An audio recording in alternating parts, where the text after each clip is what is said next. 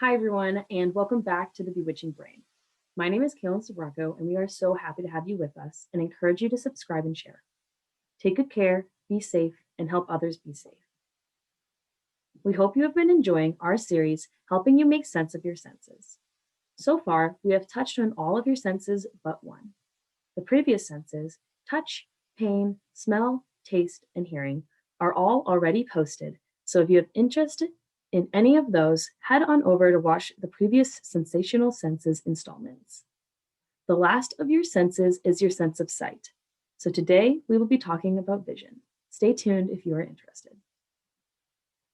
The last time, we will start at your vision receptors. These are often called your photoreceptors. These photoreceptors are your cones and rods.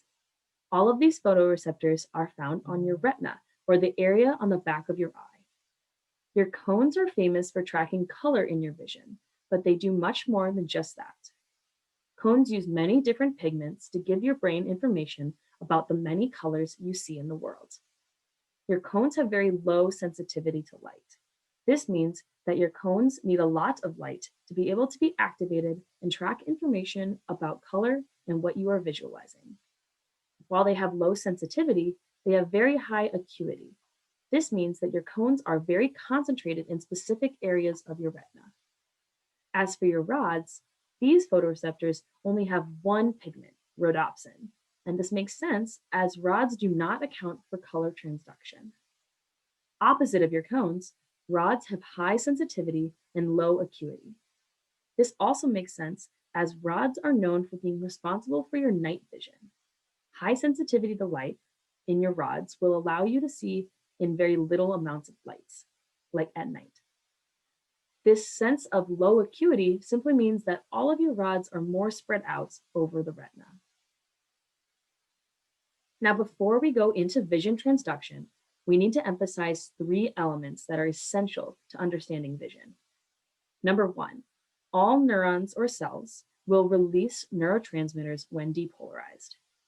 If you remember from our first series, depolarization means that the cell is activated and will send an action potential, sending neurotransmitters to the neighboring synapses. The opposite of this is called hyperpolarization, where a cell will not send any neurotransmitters onto the next cell in the circuit. This leads me to the next important factor of vision transduction. Number two, light hyperpolarizes photoreceptors. This means that when light hits your photoreceptors, they will release less neurotransmitters onto the next cell in the vision transduction pathway.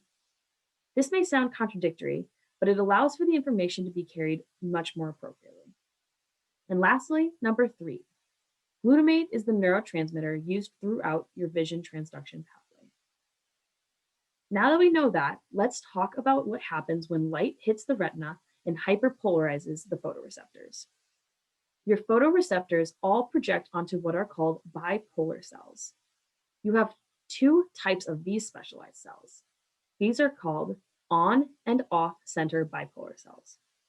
On center bipolar cells are activated or depolarized when light is on, and off center bipolar cells are activated when light is off.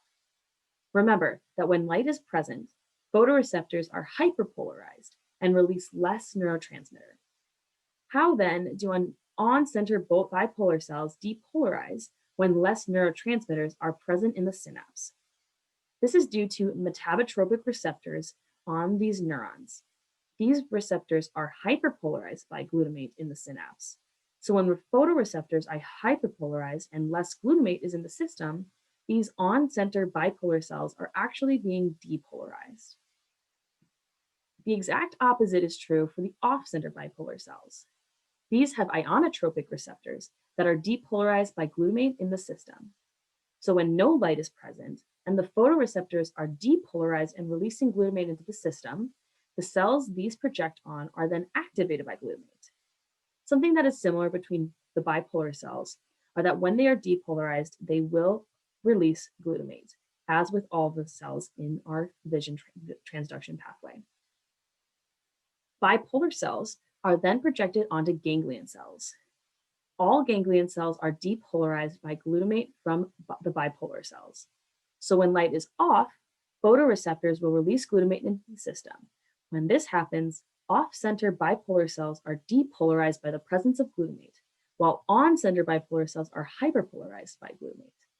The off-center bipolar cells will then project onto the ganglion cells with glutamate.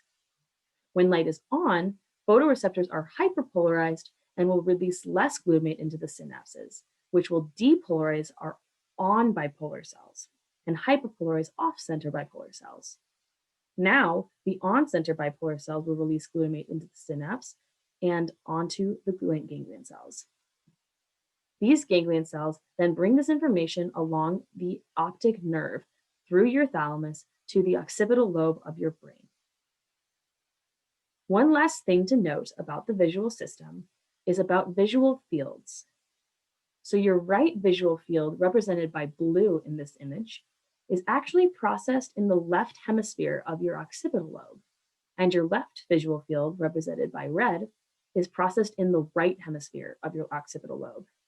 This happens when your visual information along the optic nerve passes through the optic chiasm and switches paths to opposite hemispheres. Thank you so much for tuning into this installment of Bewitching Brain. Tune back in next time for a closing video on sensory systems and an overview of demyelinating diseases. Thanks for listening, Brainiacs.